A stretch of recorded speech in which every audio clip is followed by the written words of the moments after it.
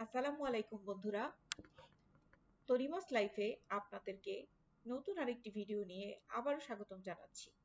আশা করছি আপনারা সবাই ভালো আছেন, আমিও ভালো আছি। আচ্ছা, আপনারা কি জানেন ইনফরমেশনের অভাবে একটি মানুষের জীবন একেবারে তছনছ হয়ে যায়? এটা অবশ্যই অনেকেই জানেন, বিশেষ করে যারা প্রতিবন্ধী মানুষ তারা তো জানেনই। শুধু কি প্রতিবন্ধী মানুষদের জীবন ইনফরমেশনের অভাবে তছনছ হয়?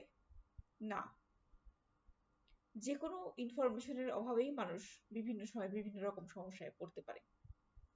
তো আমি আজকে একটা ছোট গল্প বলবো আপনাদেরকে। সেটা হচ্ছে,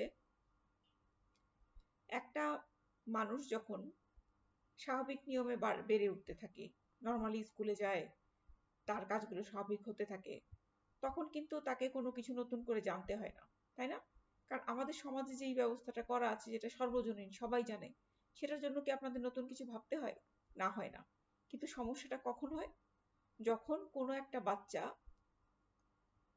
কোনো একটা প্রতিবন্ধকতা নিয়ে পৃথিবীতে আসে এবং তার মা বাবা ওই বাচ্চাটাকে নিয়ে কোথায় যেতে হবে, কিভাবে তাকে বড় করতে হবে, তাকে কোন শিক্ষা দিয়ে তাকে মানুষ করতে হবে, এটা না জানে, তখন হয় সমস্যাটা শুরু হয়। তো এরকম একটা ছোট আমি একটা গল্প বলবো। আমার পরিচিত একজন আঙ্কেল আছেন, ওনার ৩টি ছেলে মেয়ে। তো বড় ২টি ছেলে মেয়ে সুস্থ স্বাভাবিক, তাদের কোনো রকমের প্রতিবন্ধকতা নেই।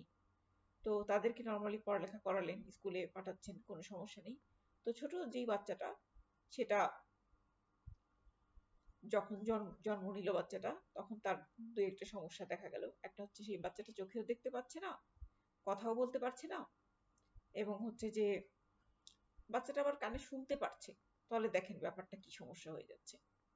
এখন যেহেতু বাচ্চাটা কানে শুনতে পারছে, তার মানে কিন্তু বোঝা যাচ্ছে যে তাকে বেশি সময় দিলে সেই বাচ্চাটা নিশ্চয়ই কথাও বলতে পারবে, তাই না? কিন্তু বিশেষ কিছু টেকনিক তার সাথে ফলো করতে হবে। যে এই টেকনিকগুলোর মাধ্যমে হচ্ছে তাকে কথাটা শেখাতে হবে। কিন্তু তার মা কি করলো? হতাশ হয়ে, ডিপ্রেস হয়ে এত পরিমাণ অসুস্থ হলো, লাস্টে সেই মাটা মরে গেল, বাচ্চার নানি মারা গেল, দাদি মারা গেল। বাবা কিন্তু এখনো পর্যন্ত বাচ্চাটাকে বুকে আগলে নিয়ে বসে আছে এবং ভাবছে যে আমার বাচ্চা নিশ্চয়ই ভালো একদিন হবেই হবে। সে কিন্তু আশাবাদ।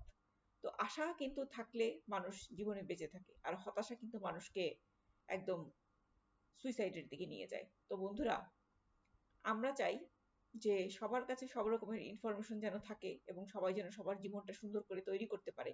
তো আগামী কিছু ভিডিওতে আমি কিছু ইনফরমেশন আপনাদের সাথে শেয়ার করব। আর এই ইনফরমেশনগুলো পাওয়ার জন্য আমার চ্যানেলটিকে সাবস্ক্রাইব করবেন। এবং আমি একটা কথা বারবার বলতে ভুলেই যাচ্ছি, সেটা হচ্ছে আমার কিন্তু ফেসবুকে একটা পেজ আছে, তনিমাস লাইফ নামে।